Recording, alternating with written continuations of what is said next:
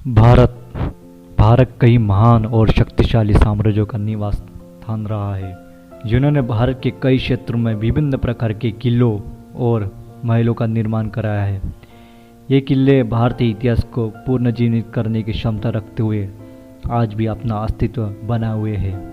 भारत के सबसे ऐतिहासिक और महान किलों में से एक रायगढ़ किला महाराष्ट्र के रायगढ़ जिले में स्थित है।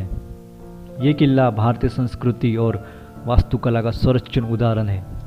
आइए जानते हैं रायगढ़ किले का इतिहास। छत्रपति शिवाजी महाराज ने वर्ष 1656 ईस्वी में जौली के राजा चंद्रराव मौर्य के किले को अपने कब्जे में कर लिया था और उनके किले रेरी का पूर्ण निर्माण और विस्तार कर इसका नाम बदलकर रायगढ़ रखा, जिसके बाद ये मराठा साम्राज्य की राजधानी बन गया था।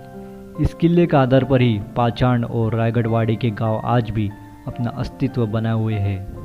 ये दोनों गांव मराठा शासन के दौरान बहुत ही महत्वपूर्ण माने जाते थे। इस किले को राजा चंद्रराव मौर्य से छीनने के बाद छत्रपति शिवाजी महाराज ने रायगढ़ से 2 मील दूर एक और किला लिंगाना बनाया, जिसे कैदियों को रखने के लिए इस्तेमाल किया जाता था। इस किले को शिवाजी महाराज के बाद कई साम्राज्यों ने अपने कब्जे में ले लिया था, जिसमें प्रसिद्ध मुगल साम्राज्य और ब्रिटिश साम्राज्य सम्मिलित थे। आइए जानते हैं रायगढ़ किले के बाद रोचक तथ्य। भारत के सबसे प्रसिद्ध और ऐतिहासिक किलों में से एक रायगढ़ किले का सर्वप्रथम निर्माण वर्ष 1030 ईस्वी में मौर्य राजा चंद्रराव मौर्य द्वारा करवाया गया था। राजा चंद्रराव मौर्य की मृत्यु के उपरांत यहाँ पर कमजोर शासकों का शासन शुरू हो गया था, जिसके परिणाम स्वरूप वर्ष 1656 ईस्वी के आसपास मराठा साम्राज्य के राजा शिवाजी महाराज ने इस किले पर अपनी अधीन कर कुछ वर्षों के लिए इसे अपना निवास स्थान बना लिया था।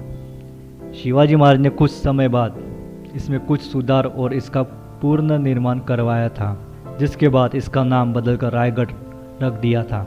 वह इस किले से इतने भावनात्मक रूप से जुड़े हुए थे कि उन्होंने वर्ष 1674 में इसे अपने राज्य की राजधानी तक बना दिया था। वर्ष 1689 ईस्वी में इस किले पर प्रसिद्ध मुगल साम्राज्य के क्षेत्रीय कर्मचारी जुल्फ़िकार खान ने अपना आधिपत्य स्थापित कर यहाँ से मराठों को उखाड़ फेंका और इसका नाम बदलकर इस्लामगढ़ रख दिया था। जुल्फ़िकार खान के बाद इस किले पर सिद्दी फतेह खान ने कब्जा कर लिया था और 1733 ईस्वी तक इसकी सारी की सारी गतिविधियों को अपने नियंत्रण में रखा था। वर्ष 1765 ईस्वी में महाराष्ट्र के दक्षिण में स्थित सिंधुदुर्ग जिले में मालवान के साथ रायगढ़ का किला को भी ब्रिटिशों के द्वारा चलाए गए एक सशस्त्र अभियान का सामना करना पड़ा था, जिस कारण इस किले को काफ़ी क्षति उठानी पड़ी और इसकी कई प्रमुख इमारतें नष्ट हो गई थी।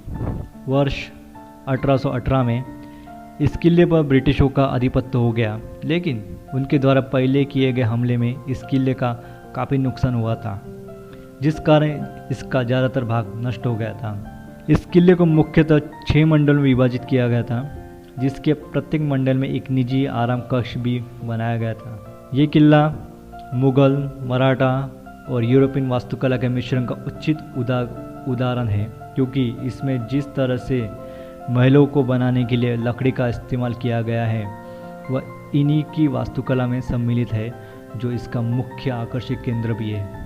इस किले के किनारे से गंगा सागर नामक एक प्रसिद्ध झील भी बहती है, जो कि मनमुग्ध कर देने वाले दृश्य प्रस्तुत करती है। ऐसा माना जाता है कि इस झील के कारण ही इस किले के आसपास की मृदा इतनी उपजाऊ थी कि यहाँ वर्षभर विभिन्न प्रकार की खेती एक साथ की जाती थी। ये किला भारत के सबसे अद्भुत और ऊंचे किलों में से एक है, जो लगभग 1356 मीटर की ऊंचाई पर स्थित है। इस किले में एक विशेष प्रकार का बाजार भी मौजूद है, जहाँ पर्यटन अपनी आवश्यकता की वस्तु आसानी से खरीद सकते हैं।